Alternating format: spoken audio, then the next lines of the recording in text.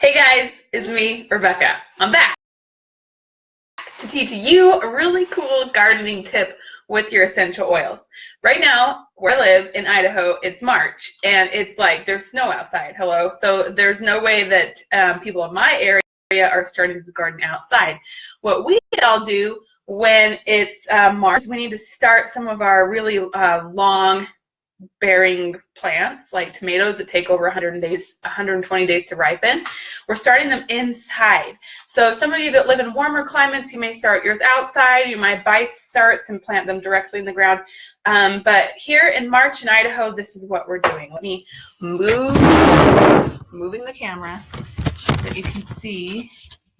Ta-da! Okay, so I have this seed starter packet that I bought that has the seeds in the dirt in the bottom, and it's got this nifty little lid that keeps it a little bit warmer, keeps the sunlight bouncing around in there. It's like a little greenhouse lid. So as you can see though, as your seedlings are just getting going, there's quite a bit of condensation in here, and one of the issues that we deal with in these colder climates and starting our plants indoors is mold, and we'll start to see little fingerlings of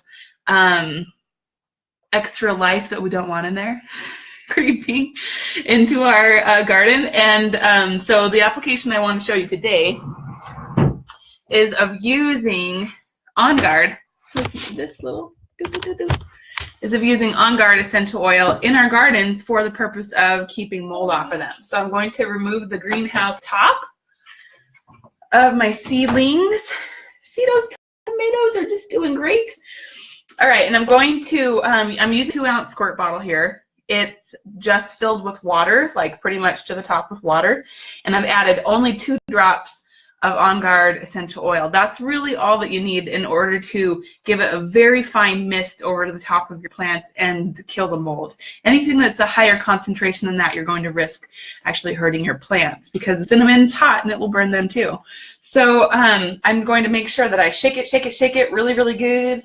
Ooh, shake it, and before I start misting in, I just want to make sure that I coat every little square of garden in there with a fine mist of onguard water. And even though it's seriously super diluted, it will still, you'll see any little fingers of mold that have started, any hair-like extensions that have started will dry right up with that onguard application.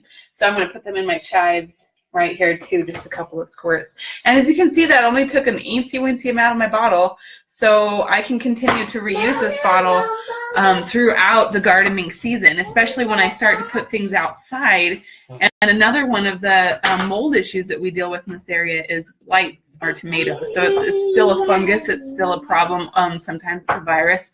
But we can use that same oil, that onguard solution that we just created, for our garden year-round in order to help keep our plants just more healthy. They'll be stronger and more vibrant, and they won't have mold issues. So I hope you enjoyed this little gardening tip. I hope that your plants thrive and you have healthy, wonderful gardens to keep your families healthy all summer long. And just thanks for watching. Keep watching. I'll give you more gardening tips as the summer goes on.